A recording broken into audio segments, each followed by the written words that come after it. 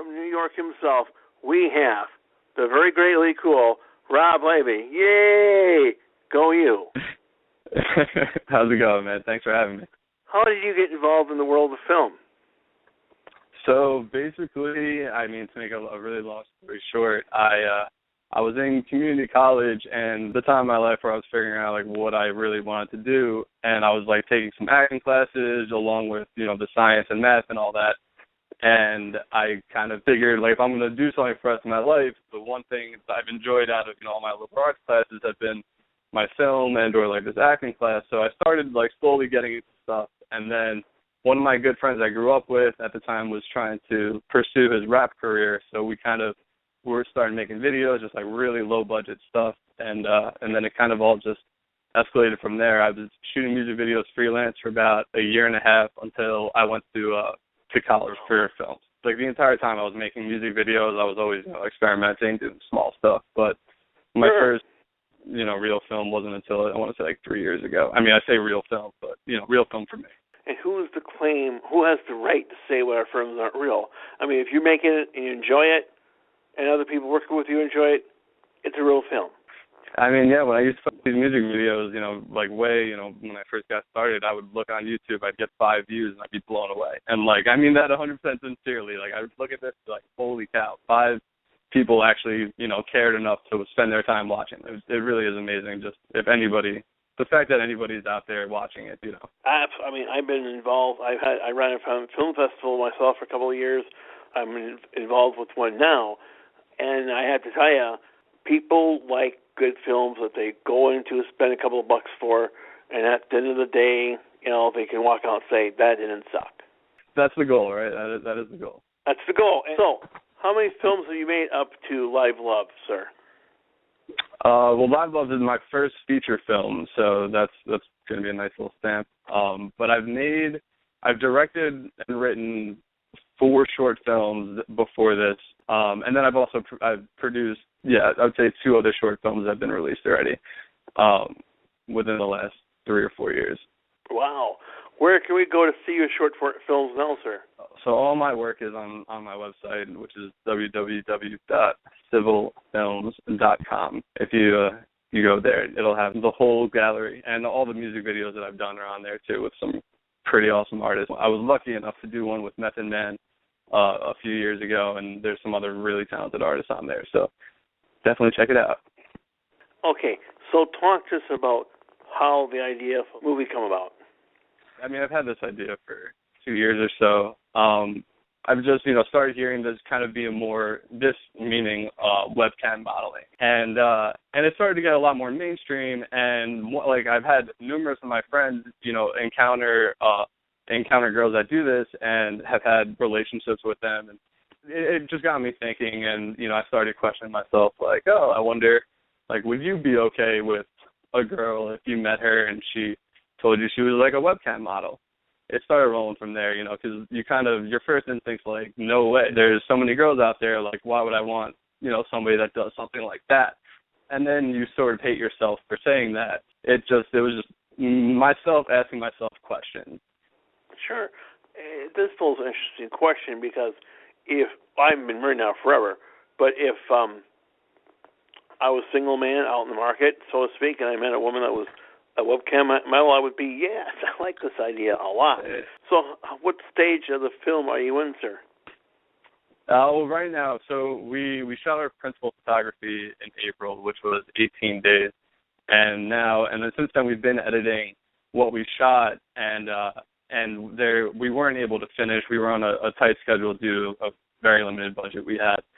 So we kind of wanted to just do as much as we really could, and then try to get this Indy Go-Go campaign to finish the actual movie. We had enough to make a pretty decent trailer, and we have a lot of scenes that are completed. And so you have an Indy Go-Go project going on to help you raise some revenue? We do, and we've been fortunate enough to have a pretty decent start. We're about 20 days in, and we have $1,350 out of $10,000. So it's a start, but we still got a way to go. And where can we go to get information on this project, the Indy Go-Go part of it? You can follow us on Twitter, and it's everywhere over there, and that's LiveLove_civil, or you can just Google Indiegogo LiveLove. And you have a wide range of perks that you can go and give out for people depending on how much money they have to donate to the film. Yeah, and we tried to do some kind of personal stuff, more than just like the posters and T-shirts, which everyone does, where I was kind of digging in and seeing what I can offer people, personally. So we kind of just came up with like these little small things that, like, if you have a movie idea, because like I've had so many people call us and they're like, oh my God, I have this really cool idea, you should totally turn it into a script. So we figured it might be cool, that somebody might be interested in sending us your idea. We'll write like just a short film from it, and we'll give it to you. You have full rights to it and everything. It's kind of just turn your idea into reality. I can't get my idea for a short film done. Maybe this is a way I can help this filmmaker and get something I need too. Yeah, I hope you're not the only one that feels that way. I really hope not. No, I hope that's the case too, and I expect that is the case. We have an Instagram that we've kind of been documenting the entire process of the filmmaking. Now, Instagram, what I think I know about it, and I probably don't know as much as I should, so I'm probably not the only one. We wanted a visual way to show our story, and like that was always really important to me, and kind of why I wasn't stuck with Twitter right away. So throughout the entire shoot, we were basically, we started at the first day of auditions. We started, posting like one picture every time, every day we'd be either in production or, doing some pre-production work or post-production. There's a ton leading up to it. I just kind of wanted to use that as like a photo journal, I should say, of the trip. If you look at the Twitter page, it's words and it's @ and it's, hashtags. And if you go to our Instagram page, we feel like it represents, us as filmmakers and, us as a film a little more creatively. Right. If that makes sense. Because it's visual, using one visual medium to talk about another visual medium. It's like a different type of marketing that I don't think has been tapped at all yet. So it was a little experiment.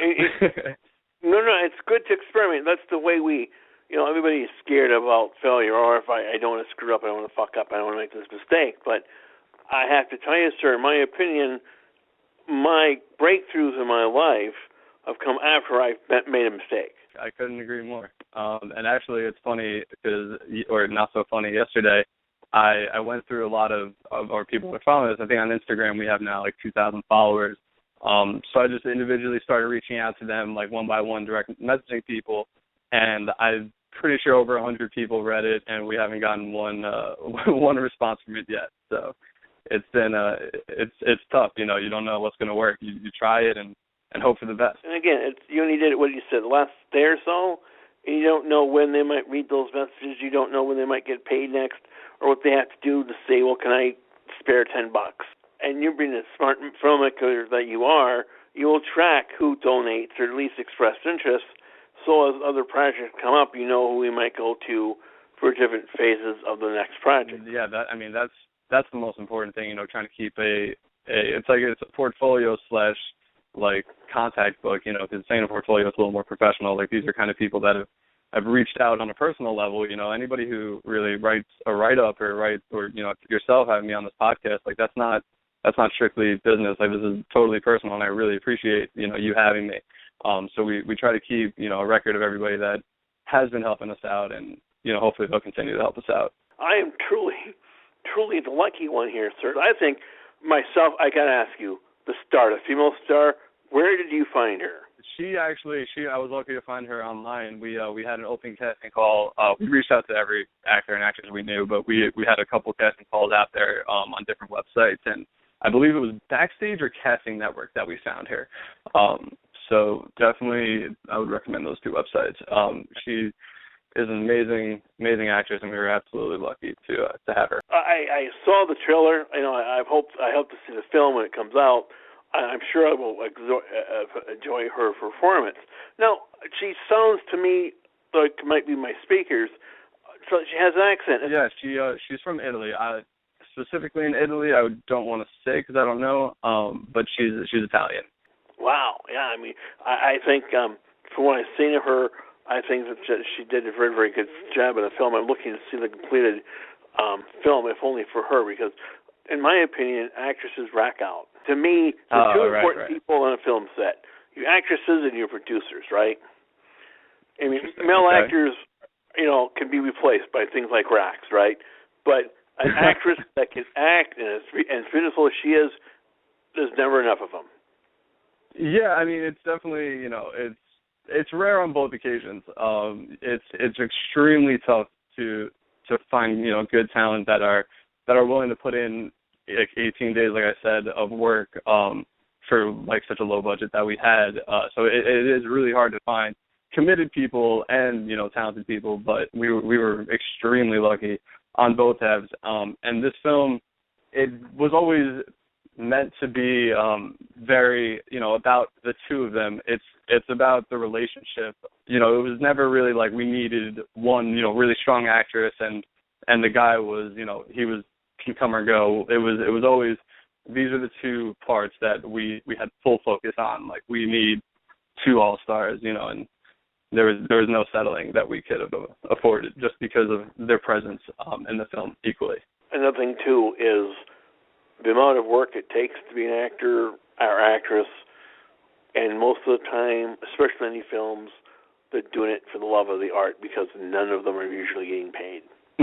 Exactly. A lot of us aren't getting paid, and like I said, we were lucky enough to have such dedicated people because I know as a fact that they were putting in hours besides what we were doing. We had auditions, we had rehearsals, we had we had plenty of time together, and I know they were getting together afterwards and before meeting, and going over lines, and they were extremely committed, and I couldn't be more grateful.